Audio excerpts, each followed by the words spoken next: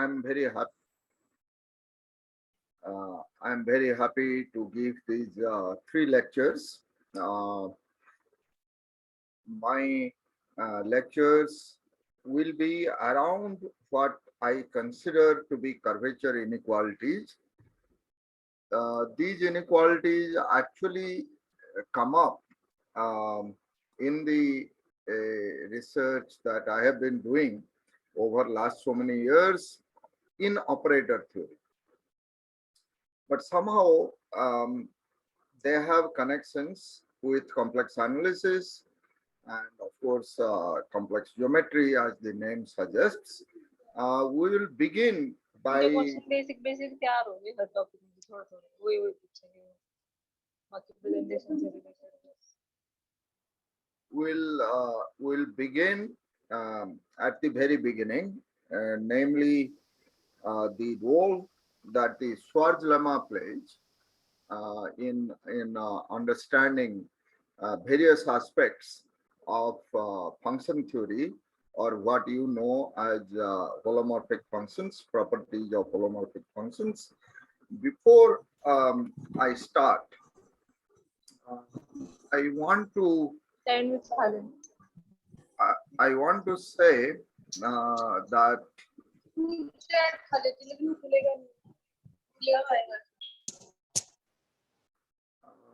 I'm hearing some voices. Are they questions or just some conversations among participants?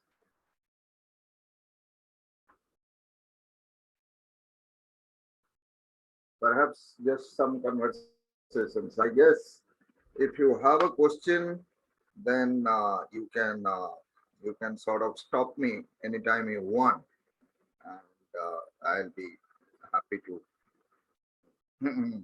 Okay. So one thing I want to say is when this workshop or school is on linear algebra, why am I talking about complex analysis? Now, you must have seen over the last many weeks various ways in which linear algebra plays a role, rather a central role, I would say, in all of mathematics. One of the aspects that I want to emphasize has to do with the derivative. The derivative of a function, whether a function of one variable or many variables, the derivative can be thought of as a linear map. In fact, when you think of the derivative of a real function, the derivative of a real function at a particular point is just a real number, and that real number can be thought of as a linear map from R to R. Similarly, when you look at a holomorphic function, the derivative of a holomorphic function at a point is a complex number, and that complex number can be thought of as a linear map from the complex plane C to C. Now, this linear map has to be linear relative to the complex field, and that has very, very strong consequences about constraints that the derivative must satisfy. This is the part that we will discuss in the tutorials today.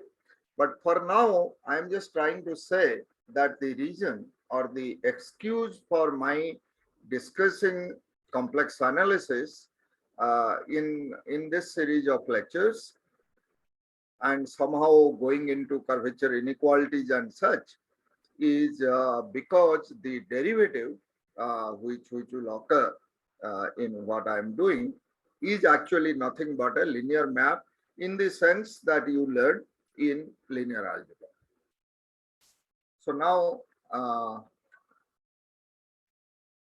let's see what I mean. Here is more or less an outline of what I want to do today.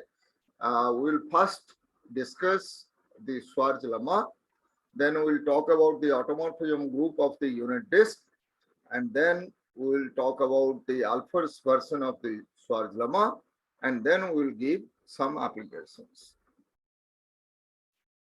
So, um,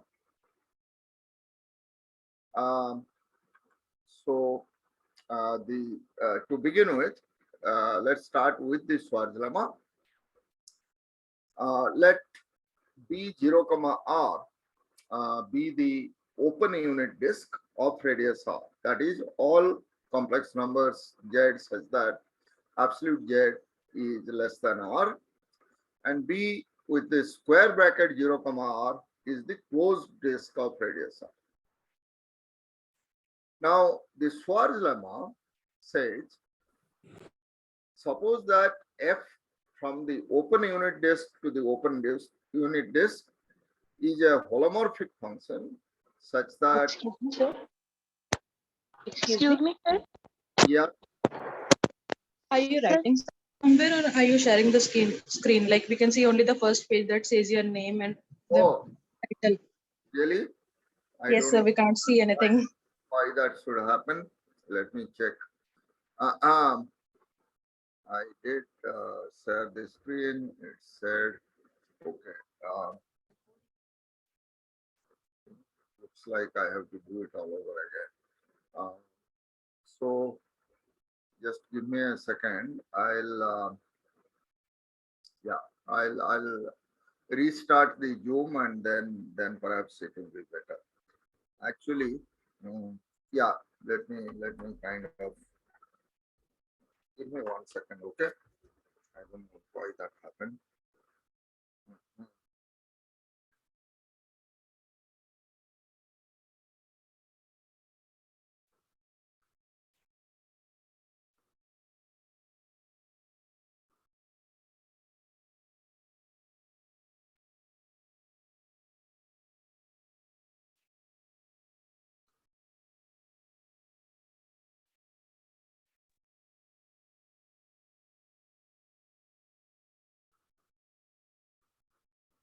Yeah, now this is going to take a second.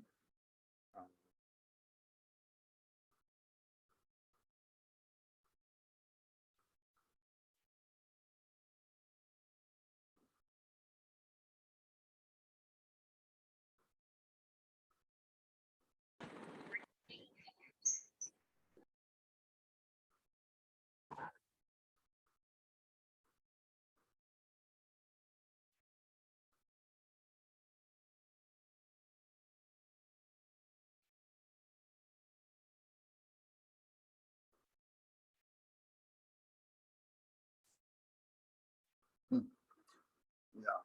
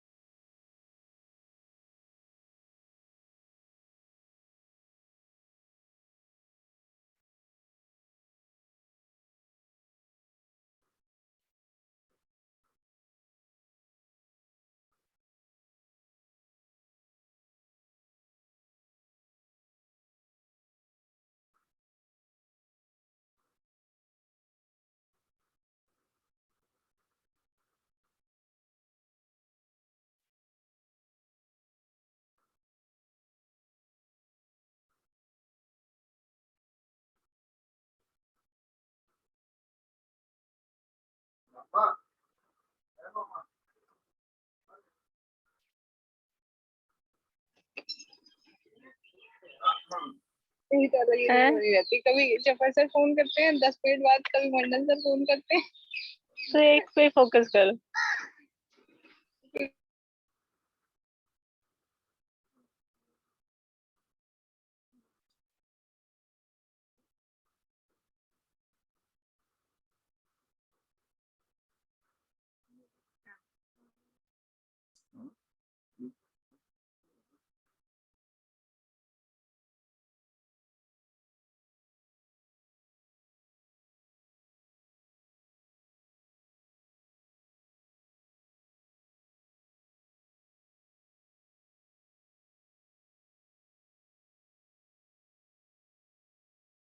anything at all? Are you able to hear me? Yes, sir. Yes. Oh, okay. What about now? You are able to see the screen? Yes, sir. Yes. Yes, sir. Not the front page, but something else, right? Yes, sir. It says what you were saying initially. Page 0 Okay, so the title says the Schwarz lemma, right? Yes, sir. Hello. Yes, sir. Yes, sir. Yes, sir. The page where f is defined. Fine. Yeah, but I don't. No, yeah, that's okay. Let it be there.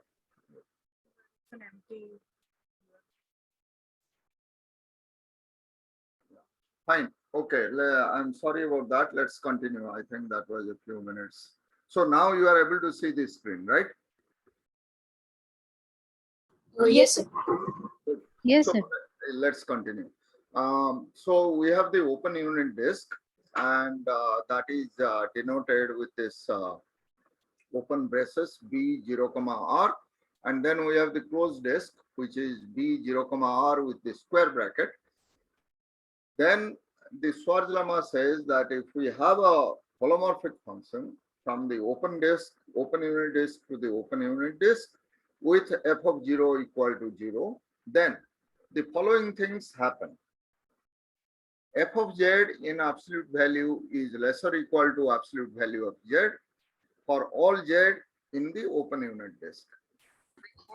Derivative of f at 0 is less or equal to 1, and if there exists, this is a typo, if there exists a z0 in the open unit disk, z0 not equal to 0, such that the absolute value of f of z naught is equal to absolute value of z naught, or f prime of 0, remember, which is less or equal to 1 but happens to be equal to 1.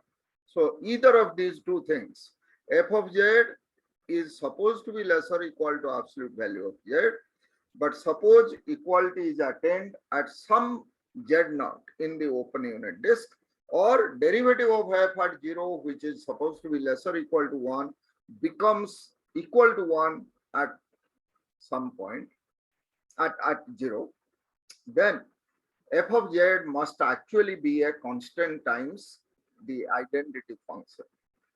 So not only there is an inequality, but what is being said is that if equality is attained in any of these two inequalities, any one of these two inequalities, then the function must be a constant times identity. Now, again, to go back to my earlier statement that this is about sort of the derivative, which is, so the derivative at 0 of a holomorphic function is actually just a complex number, but I'm thinking of the complex number, which is derivative of f at 0, as a map from the complex plane to itself. Namely, if you take a complex number alpha, then the linear map induced by the derivative of f at 0 is alpha going to derivative of f at 0 times alpha. That is the linear map. Okay. Now, the proof of the Schwarz lemma is an immediate consequence of what one calls the maximum modulus principle. Okay, which is what we are going to see now. As I said, the Schwarz lemma plays a very central role in all of complex analysis, and we are now going to see a proof of the Schwarz lemma starting with the maximum modulus principle, which is a fundamental principle on its own right. Now the slides are changing, right? Yes, sir. Yes, sir.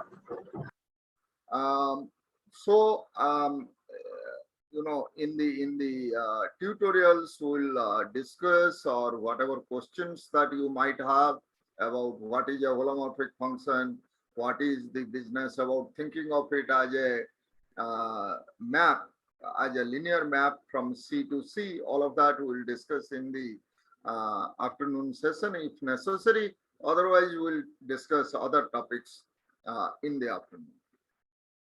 Now, the maximum modulus principle says that if omega is a bounded domain, the domain, a domain generally speaking means open and connected.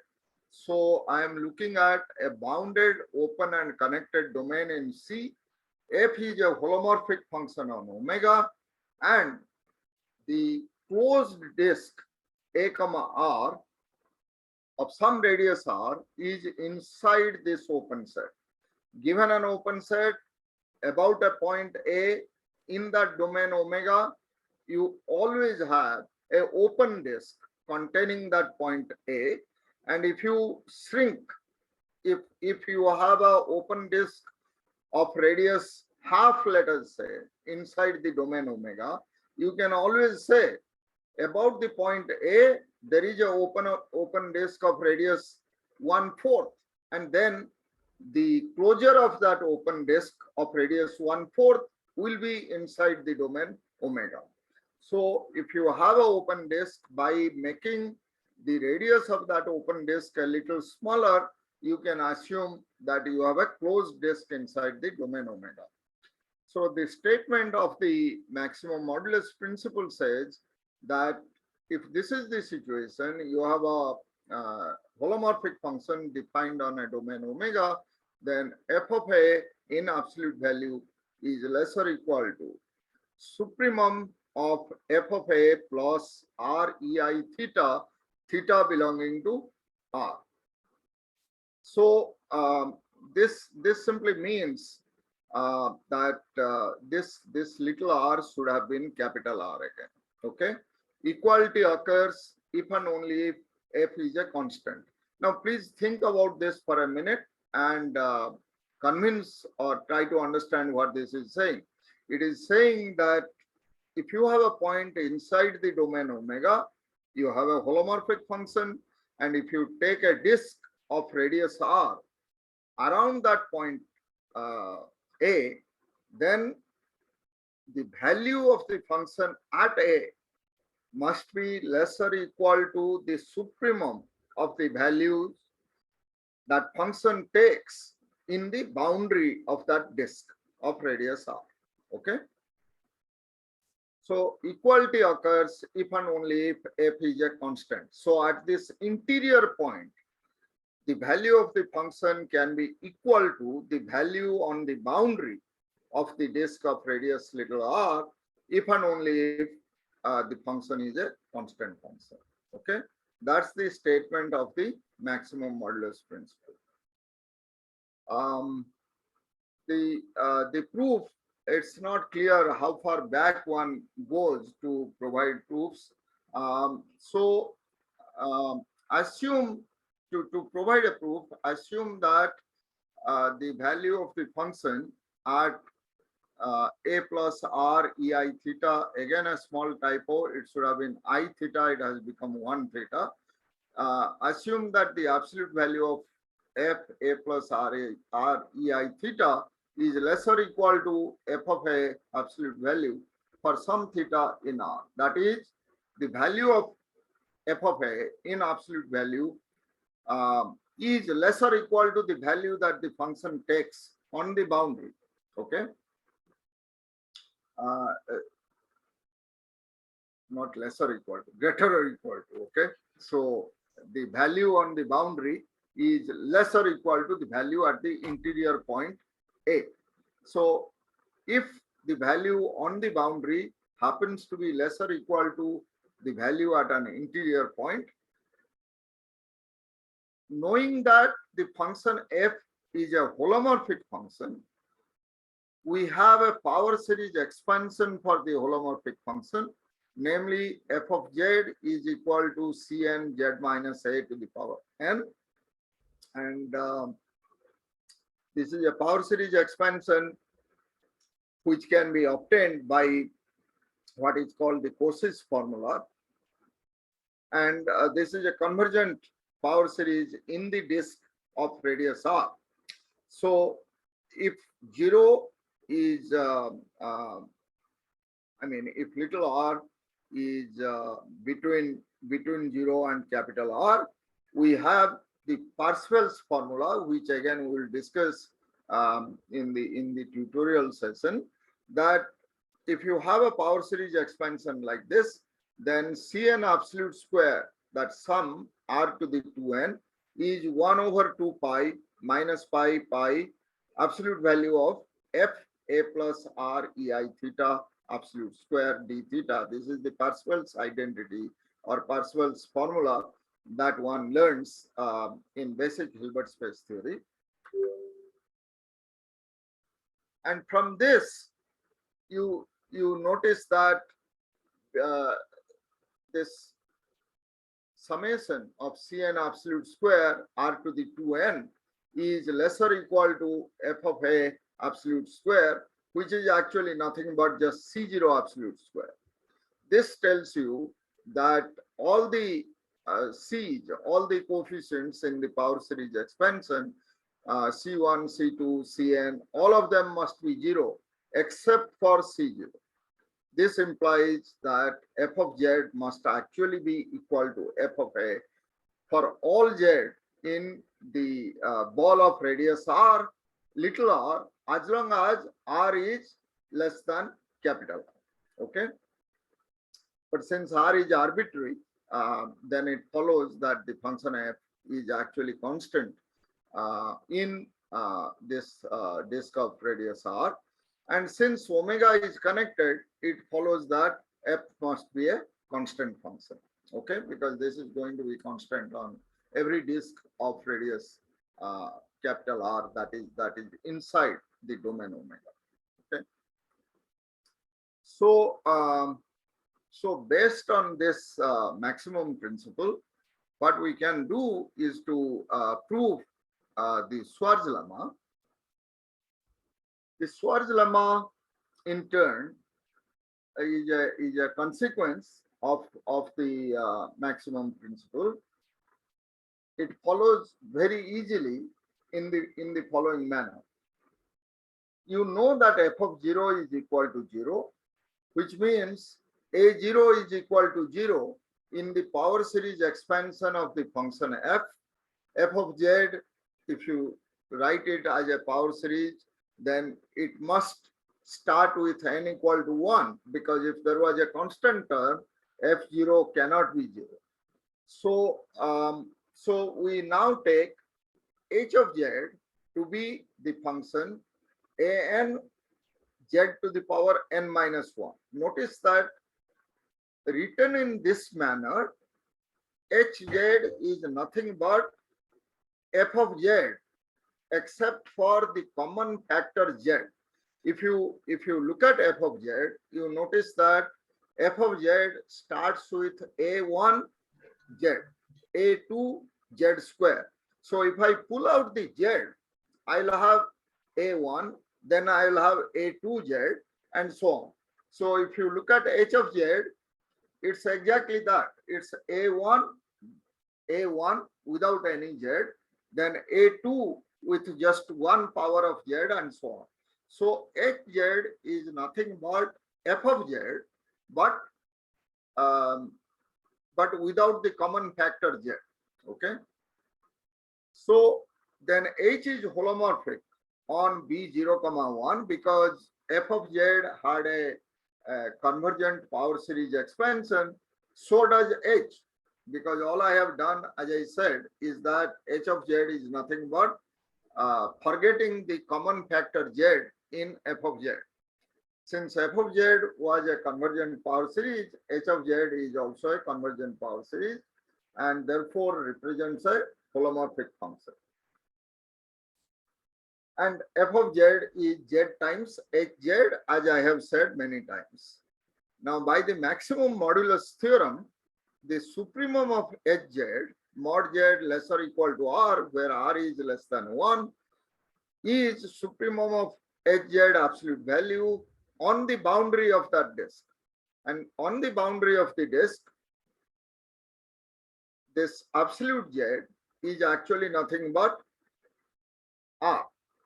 So hz, if you think, is actually going to be 1 over r times supremum of fz, absolute z less or equal to r, because f of z has this extra factor z times hz, but on the boundary absolute z is actually r. So this is equal to 1 over r supremum of fz on the disk of radius at most r. So this is true for all r where r varies between 0 and 1. Now, since f of z in absolute value is less or equal to 1 for all z in the open unit disk, if we let r go to 1, then we find that supremum of hz absolute value z in B01 is at most 1.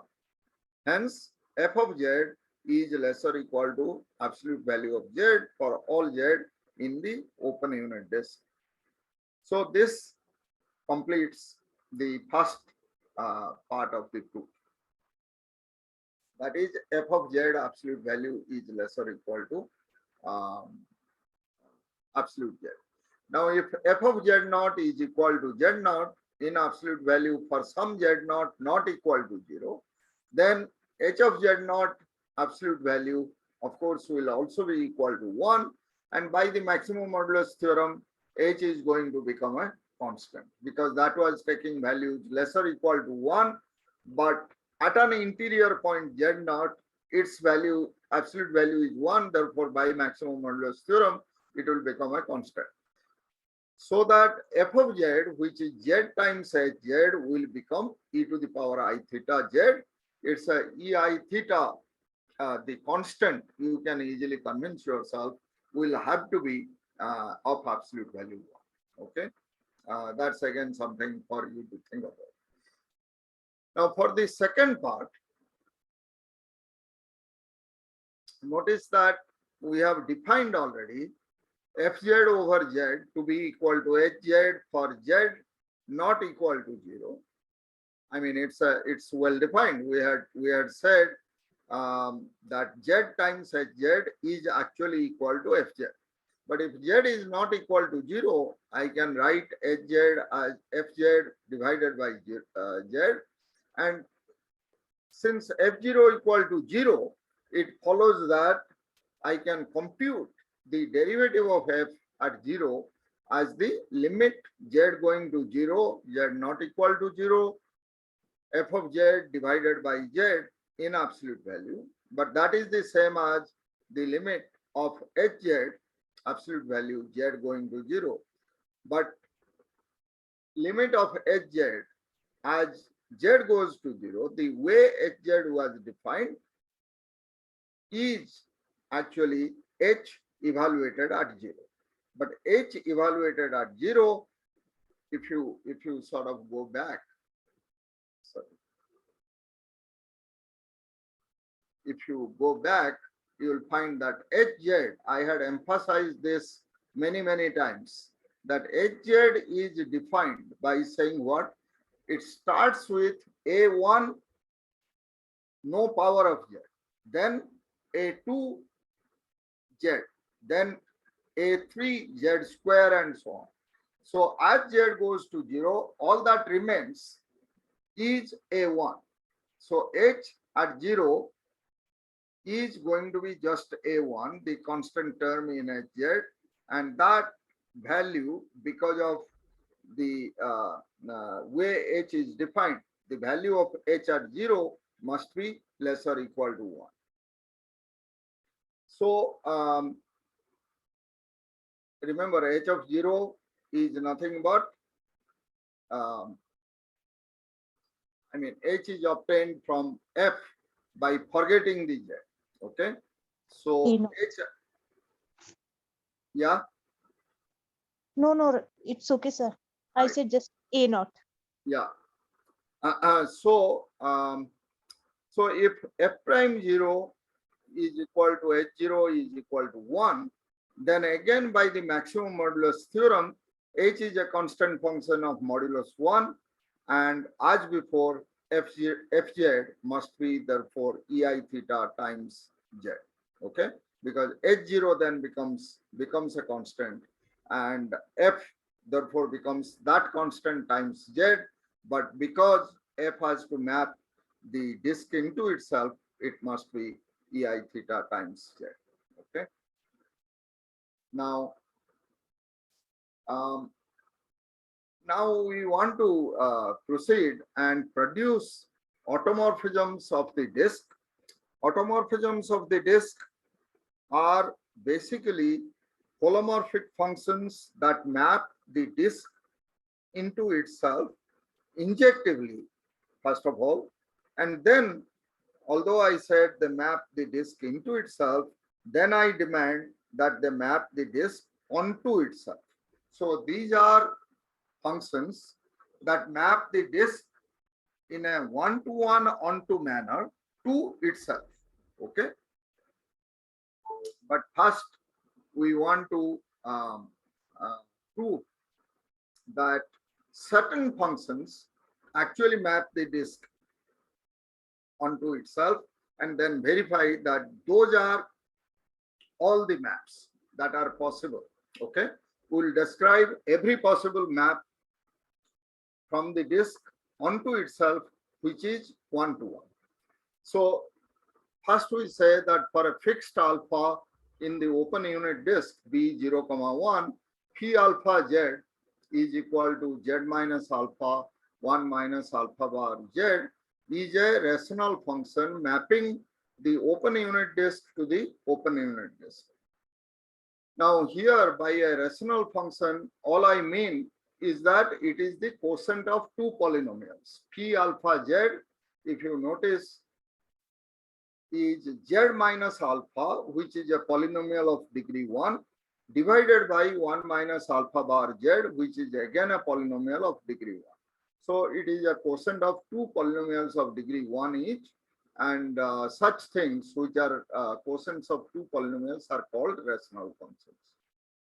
So moreover, we say that this P alpha maps the boundary of the disk, dB01 is my notation for that, onto the boundary.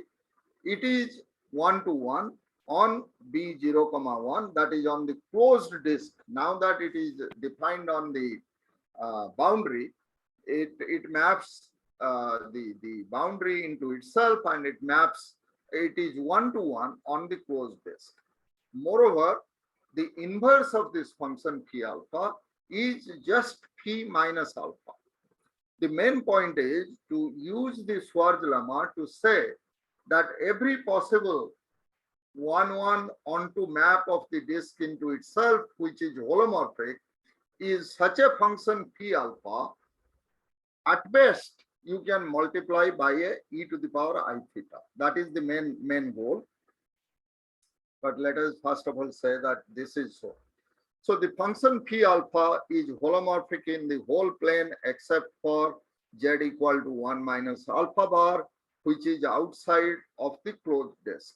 So what I'm trying to say here is that it is easy to see using the definition of holomorphic functions that if you look at f over g, where g is a holomorphic function and does not vanish in the domain where you want to claim holomorphy, then f over g is going to be a holomorphic function. If f is holomorphic on omega, g is also holomorphic on omega, and g does not vanish on the domain omega, then f over g is going to be holomorphic. So here we have two polynomials, z minus alpha, which is of course being a polynomial holomorphic on the open unit disk.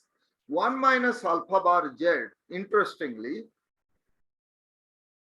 is a polynomial, but it's a polynomial which vanishes at 1 over alpha bar. Therefore, if I go to a disk of a large radius that includes 1 over alpha bar, then 1 minus alpha bar z will not be a holomorphic function. Okay. because then it will be 0 at 1 over alpha bar. But fortunately, because alpha is in the unit disk, open unit disk, 1 over alpha bar is outside the open unit disk. And since 1 over alpha bar is outside the open unit disk, therefore 1 minus alpha bar z does not vanish. Z minus alpha over 1 minus alpha bar z is a holomorphic function. Then it is easy to verify. This is just a straightforward computation that phi minus alpha composed with phi alpha evaluated at z is equal to z, which means that phi alpha is 1 to 1 and phi minus alpha is its inverse. Okay. To prove that it maps the boundary of the disk into itself, we say that, I mean, you do a straightforward computation, namely put z equal to e to the power it. When you put z equal to e to the power it, you see that the function you are looking at is e to the power it minus alpha divided by 1 minus alpha bar e to the power it. But that is the same as e to the power it minus alpha, and you pull out one of these e to the power its, you get e minus it, e to the power minus it alpha bar. And that, of course, the denominator is the conjugate of the numerator, and therefore you get a element of absolute value 1. In other words, if you substitute z equal to e to the power it, the image is a element whose absolute value is equal to 1. So the function phi alpha maps dv01, that is the boundary, into itself. The same is true, of course, of phi minus alpha, because phi minus alpha is just like phi alpha. So phi alpha actually maps dv01 into maps dv01 onto dv01, because the phi alpha maps the circle, the boundary, into itself, but the inverse also maps the boundary into itself. Therefore, it must be a onto map. Okay, it must be exactly equal. So applying the maximum modulus principle, we conclude that phi alpha b01 must of course be inside b01, because what we have said by the maximum modulus principle is that the maximum must be taken on the boundary, if at all. But phi alpha is mapping the unit disk into the unit disk, that phi alpha is mapping the unit circle, which is the boundary of the unit disk, into itself. Therefore, no interior point can be mapped into a point whose absolute value is 1. That will violate the maximum principle, maximum modulus principle. Therefore, phi alpha b01 must map into b01. So phi alpha maps the open unit disk into itself. This is equally true, of course, of phi minus alpha, because as I have said, phi minus alpha is just like phi alpha. It is no different. Okay. So we are now going to do a little bit more and ask ourselves, what is this emphasis on 0? Is 0 somehow God-given, or we can go away from 0? Fortunately, in the case of the disk, as it turns out, 0 is not such a special point. Any other point is just as good as 0. So we ask, suppose alpha and beta are complex numbers, absolute alpha, absolute beta are both less than 1. The question we ask is, how large can the derivative of f at alpha be? When f is a holomorphic function from the open unit disk into the open unit disk, taking alpha to beta. So remember, in the original formulation of the Schwarz lemma, I had said alpha is 0, beta is 0. And then we had said f prime of 0 in absolute value can be at most 1. Now I am saying, suppose alpha and beta are two different complex numbers, but still within the open unit disk. What can be the maximum value of the derivative of f at alpha? Okay. And the answer is very pretty. The answer is that the derivative of f at alpha will be at most 1 minus absolute beta square divided by 1 minus absolute alpha square. And this is something rather nice, and it depends on the computation that we have just discussed. So to verify this, consider the holomorphic function g equal to phi beta composite f composite phi minus alpha. Now notice that phi beta and phi minus alpha have the property. What is phi beta going to do? Let me go back a little bit. So phi beta is going to take beta to 0 and 0 to minus beta. Okay, that's something that you have to remember. Phi beta takes beta to 0 and phi beta takes beta to 0 and 0 to minus beta. Okay. Therefore, phi minus alpha takes alpha to what? Phi minus alpha takes alpha to, no, I want to start with 0. Phi minus alpha will take 0 to alpha.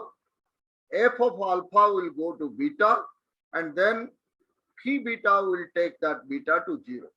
So g of 0, if you evaluate, you will find that g of 0 is actually 0. And phi beta and phi minus alpha map the open unit disk into itself. Therefore, g maps the open unit disk into itself also, because remember, f maps the open unit disk into itself, phi minus alpha maps the open unit disk into itself, phi beta maps also the open unit disk into itself.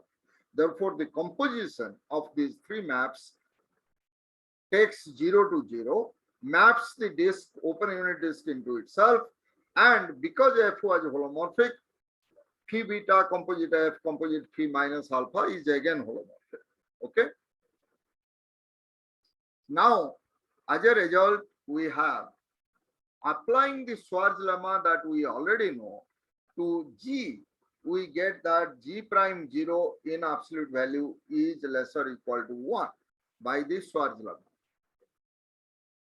Therefore, we can sort of expand or try to see what is the meaning of derivative of g at 0.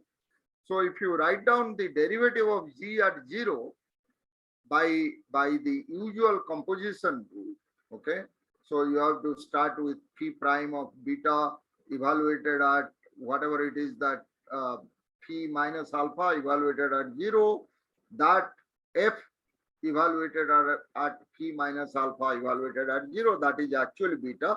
So you'll get phi prime beta. Then the next one will be f prime alpha. Then the next one will be phi prime minus alpha at 0. So this is actually the chain rule that you have to go through. Once you have done that, you know that this g prime 0 is going to be less or equal to 1. Well, that means you have to know to find what is phi. So you know that this right hand side, phi beta prime beta, f prime alpha, phi minus alpha prime 0, all this absolute value is less or equal to 1. That will tell you what will be the maximum value or absolute value of f prime alpha less or equal to what.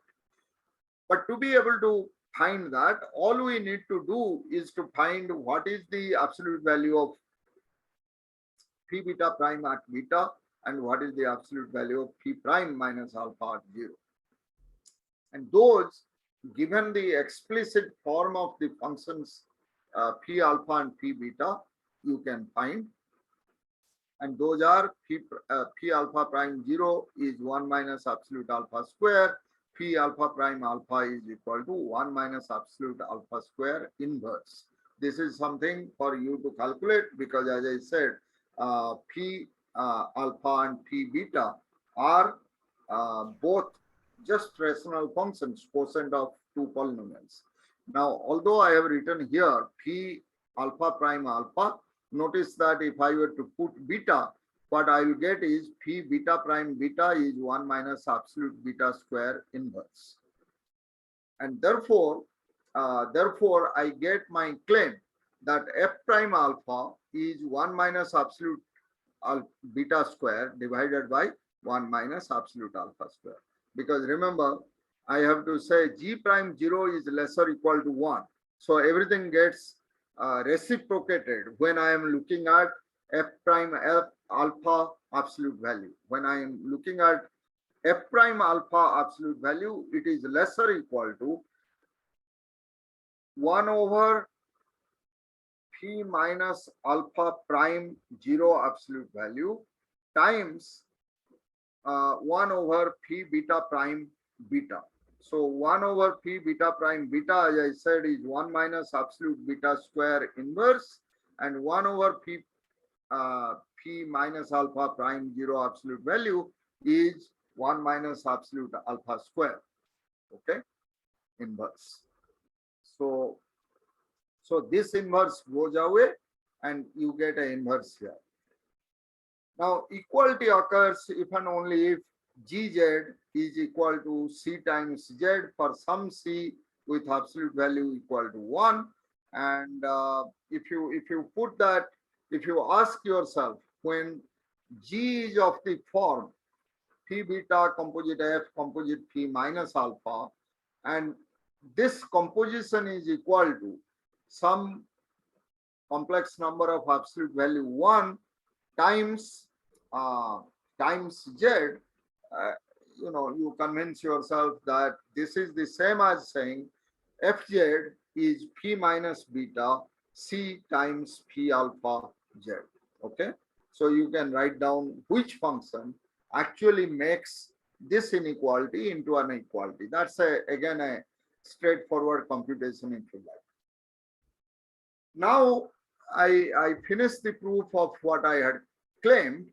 If you look at this this thing that we had said in the beginning, notice that this function P alpha that we started with, which maps the disk into itself, it is surprisingly just a rational function, even though we had made no assumption about the function f near the boundary.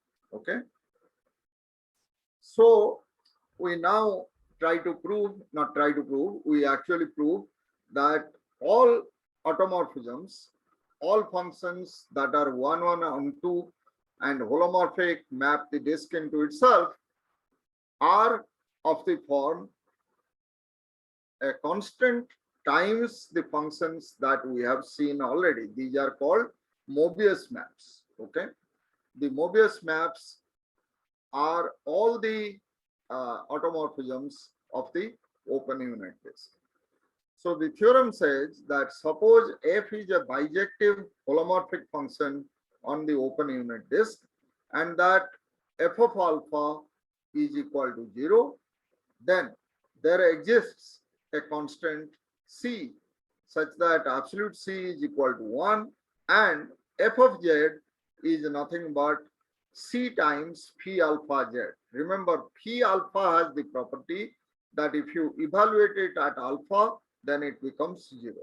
So f of z is equal to c times a constant multiple of p alpha z, where the absolute value of c is actually equal to 1.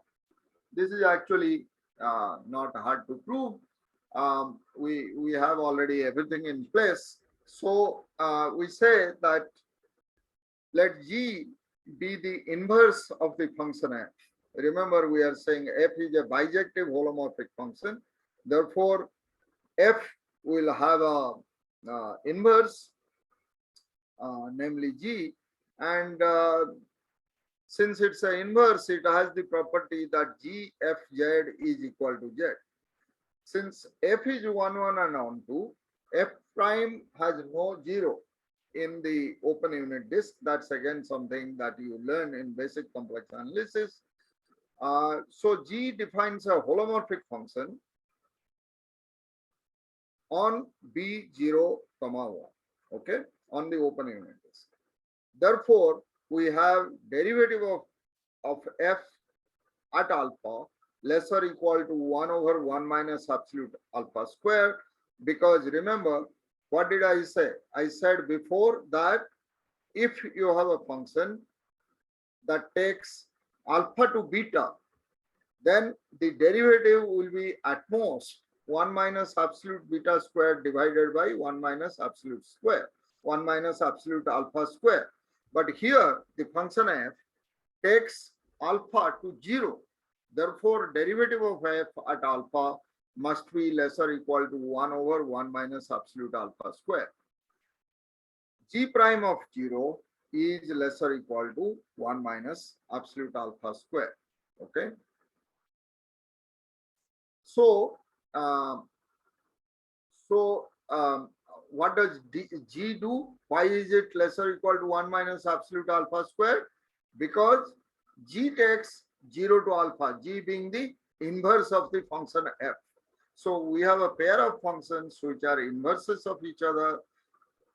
One function takes alpha to 0, the other function takes 0 to alpha, and from what we have said before, f prime alpha is less or equal to 1 over 1 minus absolute alpha square.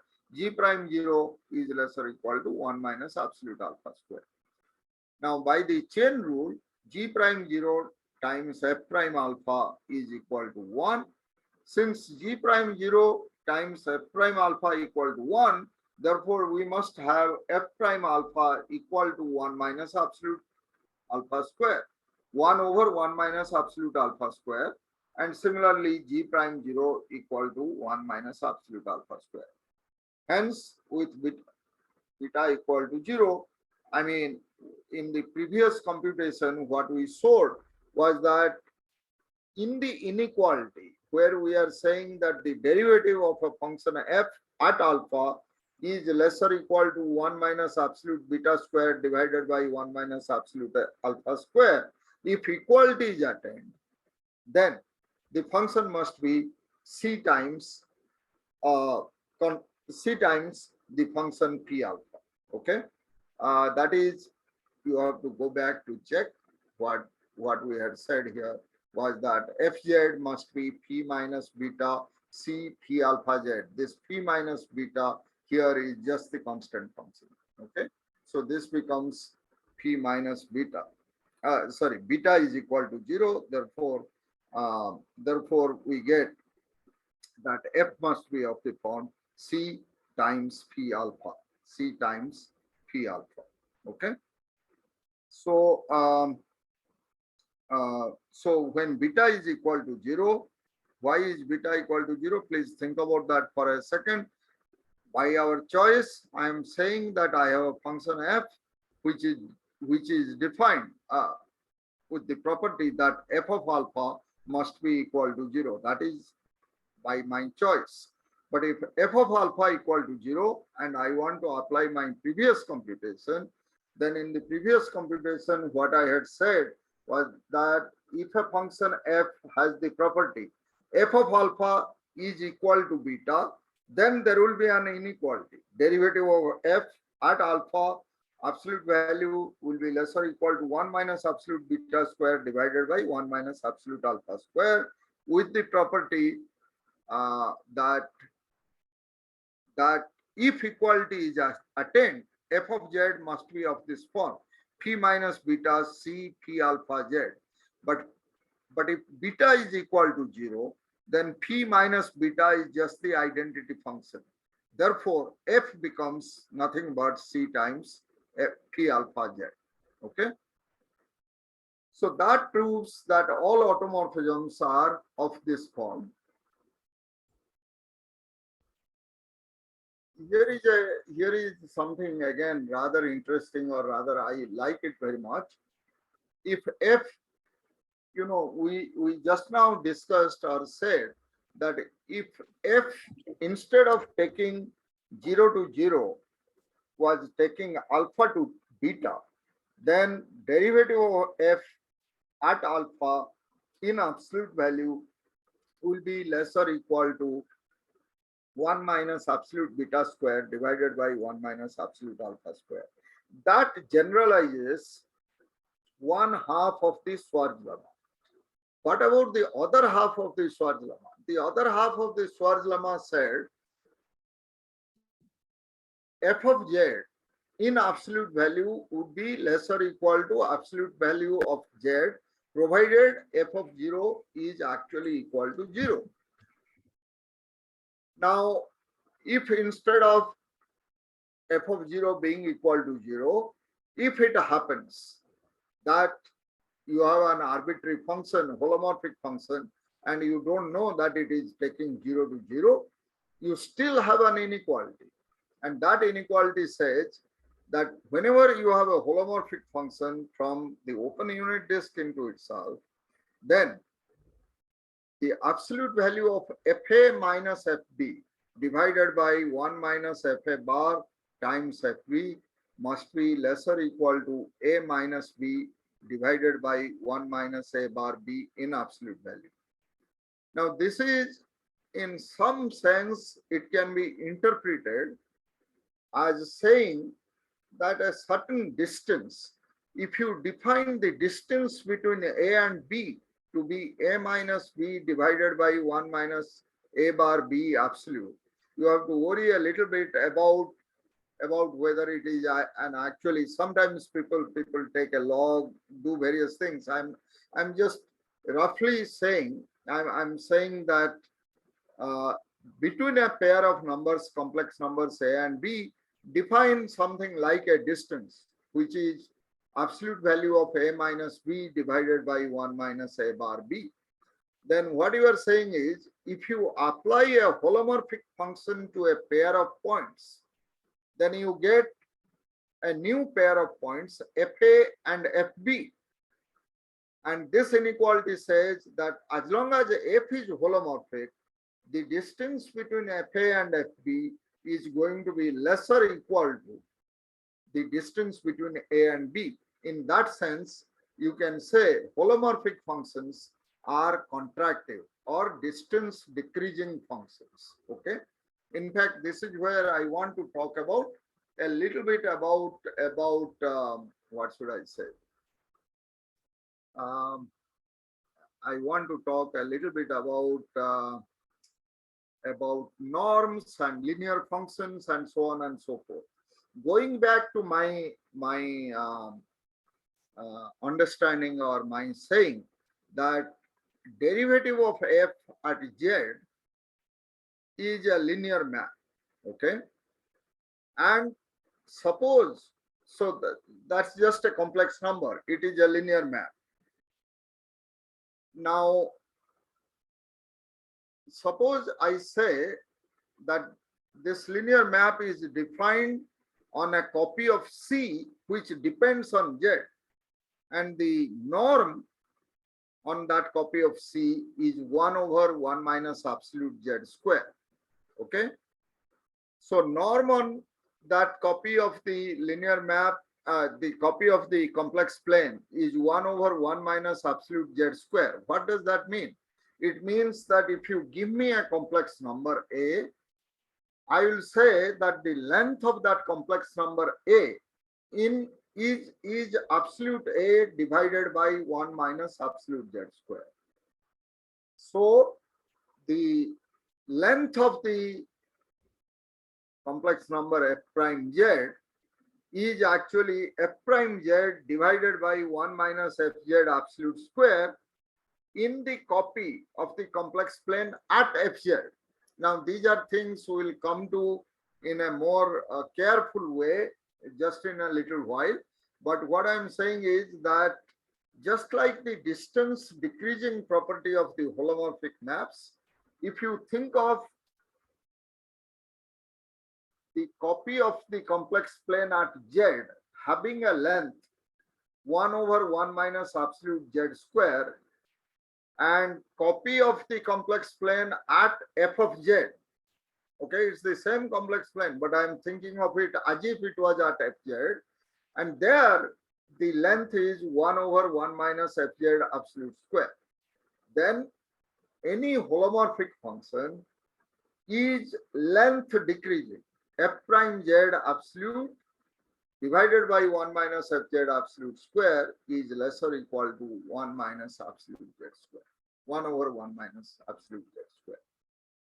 So what we are going to do here is to say that, we'll talk about this length, distance, this, that, and the other. I will not go into it a lot more because these are actually topics in differential geometry. I'm not going to get into that in any serious kind of way. But let us just, for convenience, say that a C2 function, a function which is twice differentiable and continuous from omega to r plus, defined on an open connected subset omega of C, is said to be a Riemannian metric. Okay, I'll just say that any such function which is taking values in r plus and happens to be twice continuously differentiable, we'll call it a Riemannian metric.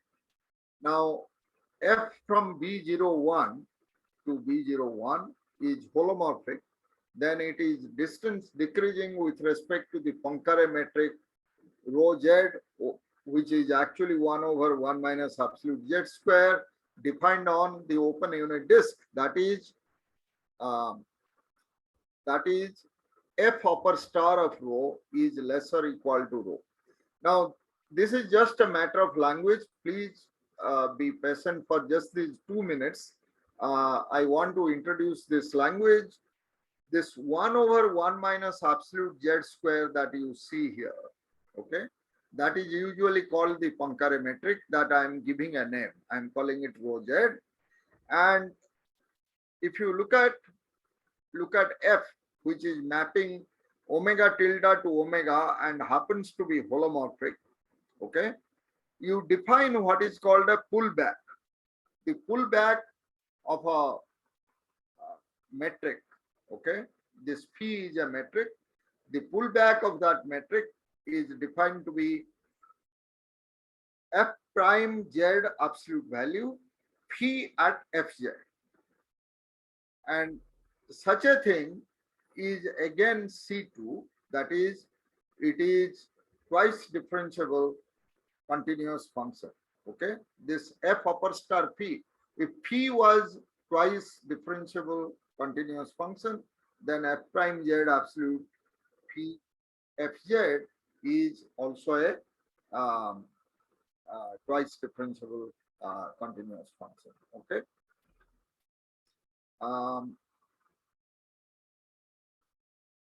So what I am going to do is to say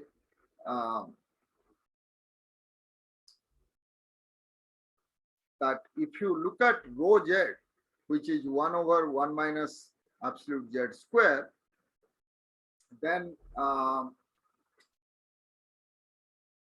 if you look at rho z 1 over 1 minus absolute z square and pull it back under a holomorphic function, then what are you going to get? You are going to get f prime z absolute value, and this phi is 1 over 1 minus absolute z square. You will get 1 over 1 minus fz absolute square. So this with phi equal to rho, okay, you are going to get to be exactly what we have here, f prime z 1 minus fz absolute square. Actually, for this purpose, I need not demand that the function is square twice continuously differentiable. Just being continuous is enough, okay, for whatever it is that we are going to do.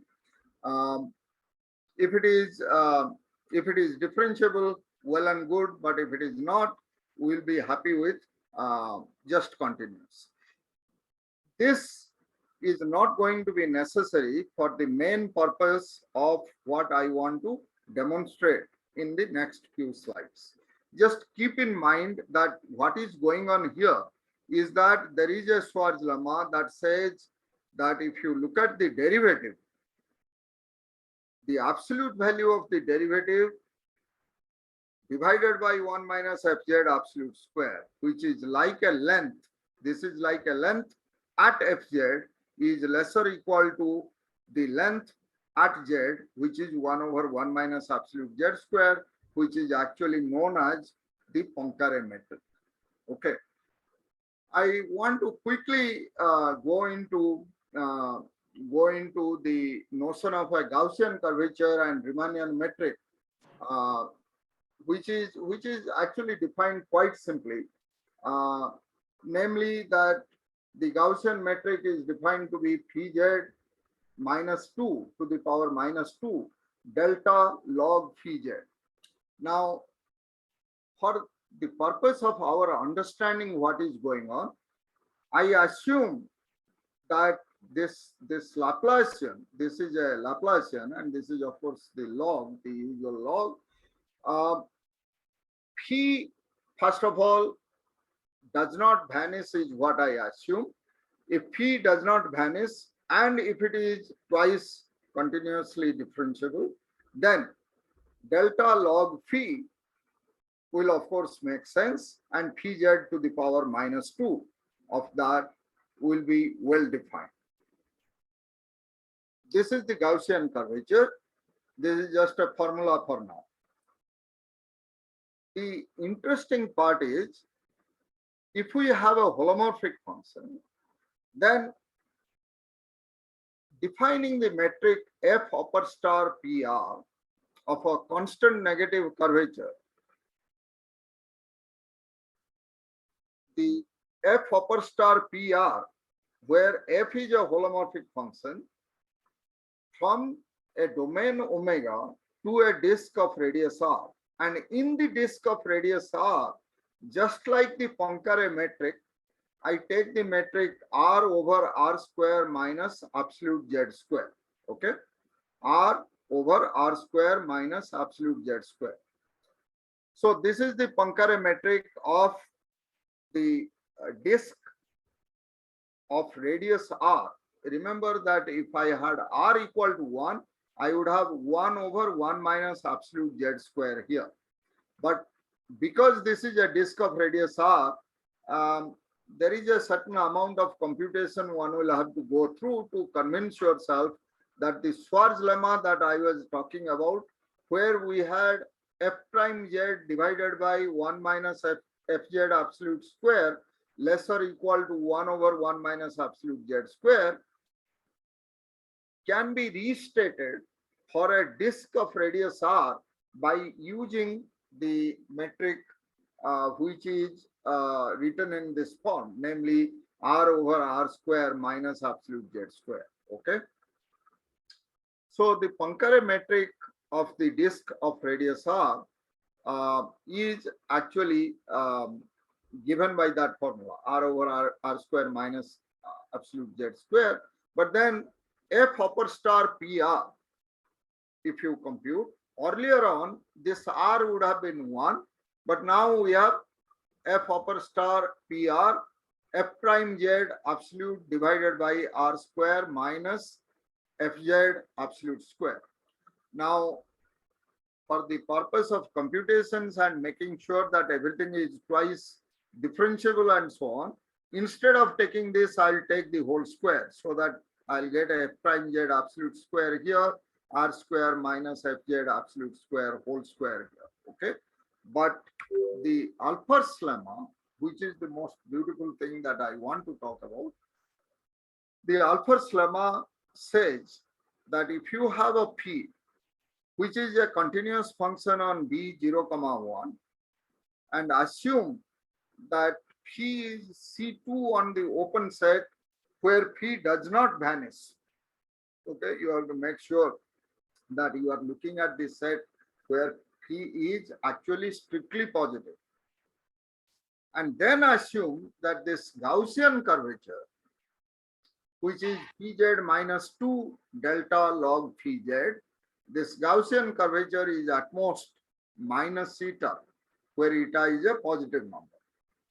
Now, the beautiful thing that you have is that f upper star of phi evaluated at z is nothing but 4 over eta 1 over 1 minus absolute z square, z in the open unit disk. Now, let me pause here to say for 1 second that what we are doing in our previous statement of the Schwarz lemma, we came to a point where by generalizing f prime 0 absolute value lesser equal to 1 to the statement that f prime alpha absolute value is lesser equal to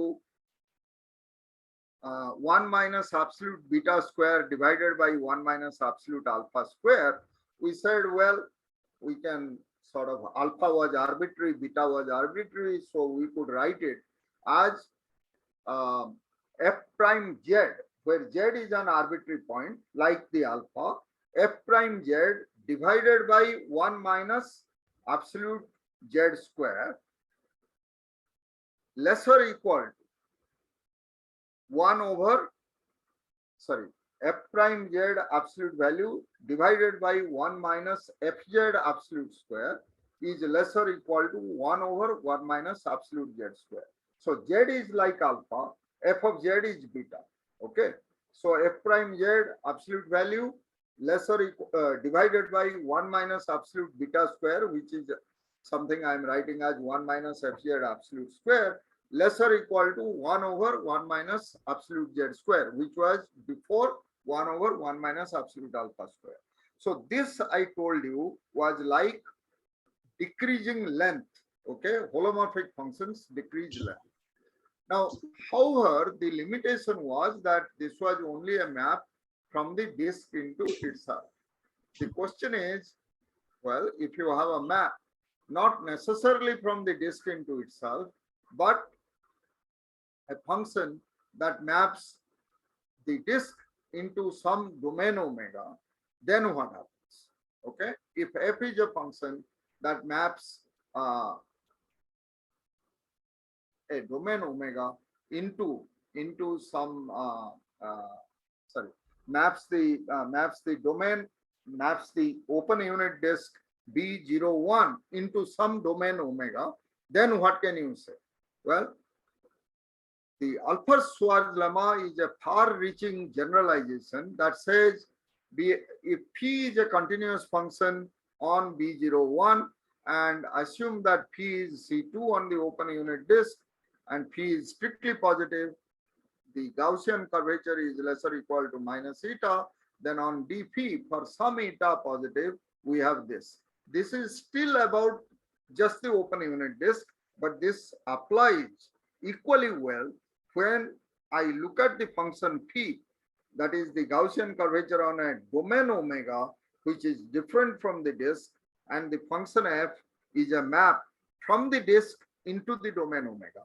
That will become clear as we look at the proof very easily. But to verify the proof, to make this proof is nothing but more or less ordinary calculus. That is why I like it very much, and yet it's one of the most powerful theorems in complex analysis. I can go on and tell you how it has connections with all sorts of things, and it's really powerful. Okay, so to verify this Alpers-Schwarz lemma, or to check the Alpers-Schwarz lemma, take a holomorphic function f defined on an open connected set omega. So take any function f defined on an open connected set omega, and assume that this function f is mapping that domain omega into the open unit disk, not open unit disk, or a disk of radius r. Okay, then you can do a very straightforward calculation. The Laplacian of log of r square minus absolute f square inverse, which is what we need, is actually if you change the coordinates, from the real coordinates to the complex coordinates, and again something that we will see in the afternoon during the tutorial session. The d square dx square plus d square dy square actually becomes d square dz bar dz. And if you write d square dz bar dz log r square minus absolute f square, then you will find that, well, you can now differentiate much more easily in these complex coordinates, because fz absolute square is nothing but fz times fz bar. Okay. So applying the usual sort of rules for differentiation, you differentiate log, you get 1 over something, and then differentiate inside. Absolute f square, as I said, is fz bar. So differentiating fz and leaving the f bar alone, you get f bar f prime in the numerator. But now you can continue your differentiation with respect to z bar. Notice that f prime z depends only on z, so you pull that out and differentiate with respect to z bar, and apply the quotient rule. If you apply the quotient rule and differentiate with respect to z bar, you get what I have written here. That's no big deal. Just apply the quotient rule. And if you simplify, you will find that this absolute f square will cancel, and you will be left with only r f prime absolute square divided by r square minus absolute f square. That is why I had emphasized that when I do the computations, to be able to do differentiation, if I had only absolute value, then I'll have a problem. So I need to have the square. So the square thing makes everything quite nice. In particular, we find that delta log r over r minus absolute z square is equal to 4 times r over r square minus absolute z square whole square. Okay.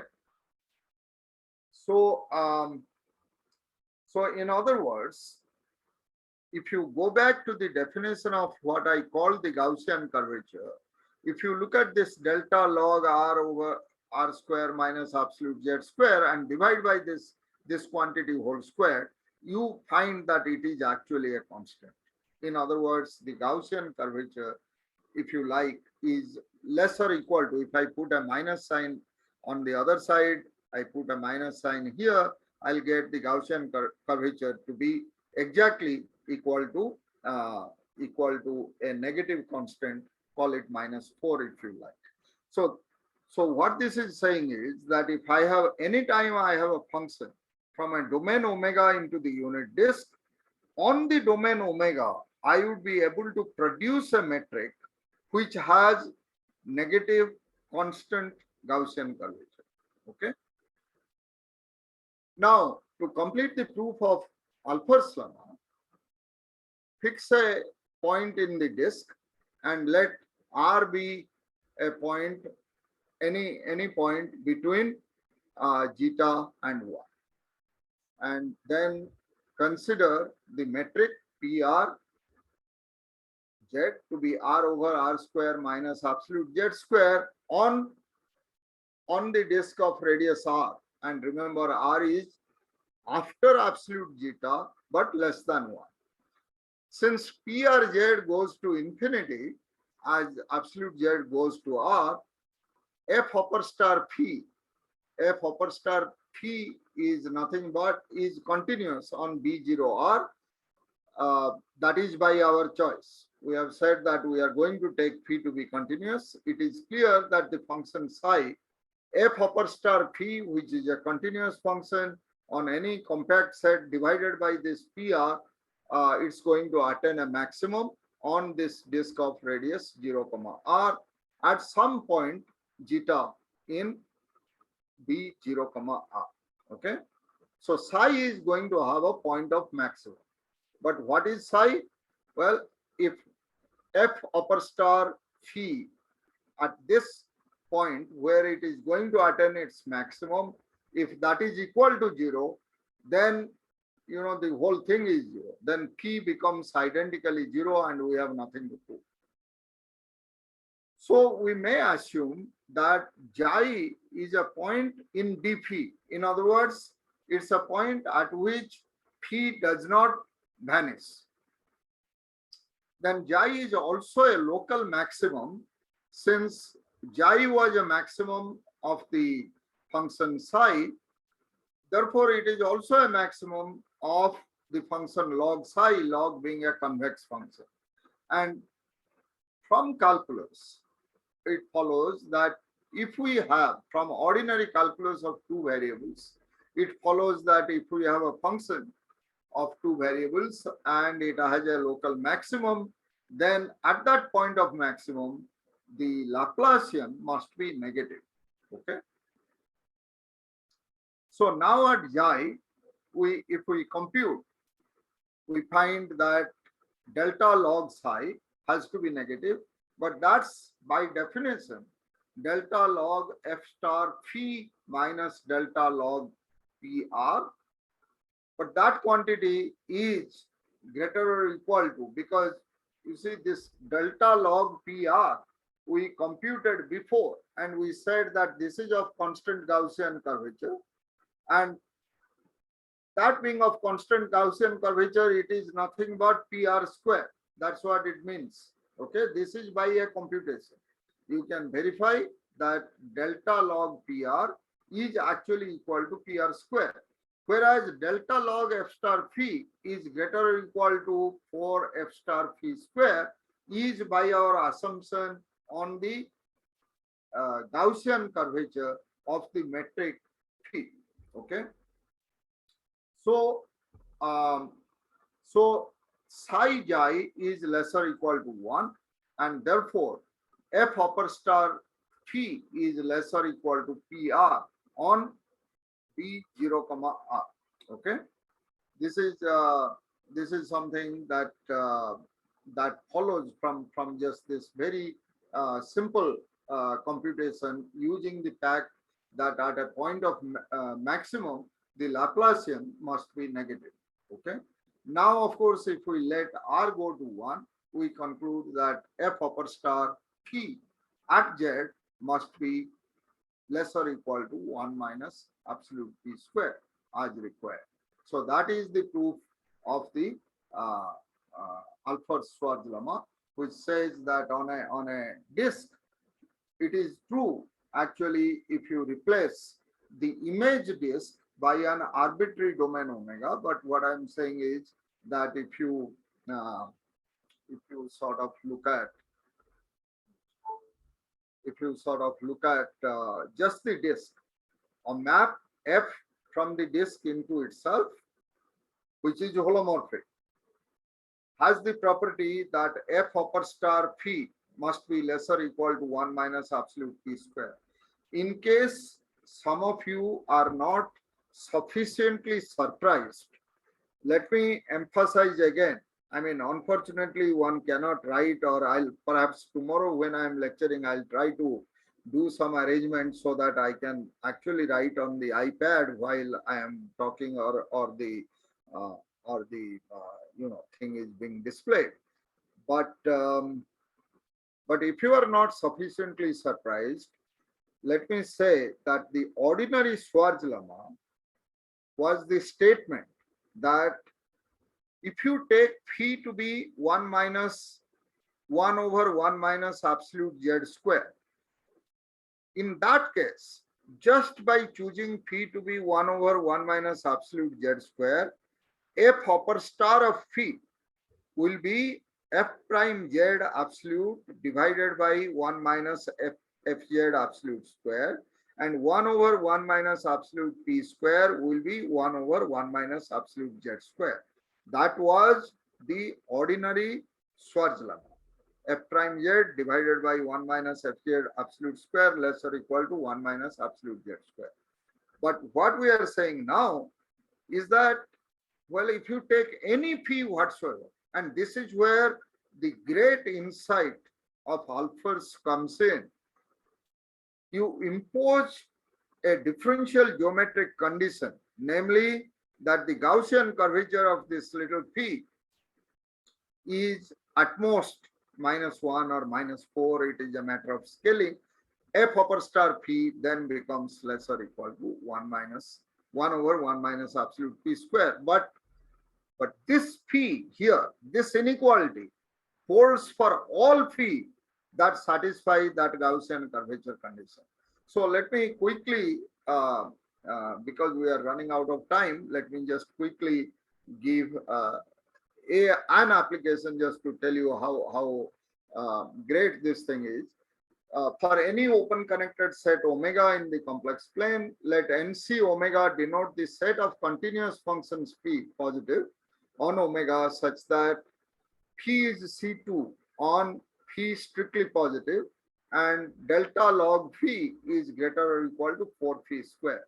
In other words, the Gaussian curvature is less or equal to some negative constant, okay, maybe -4.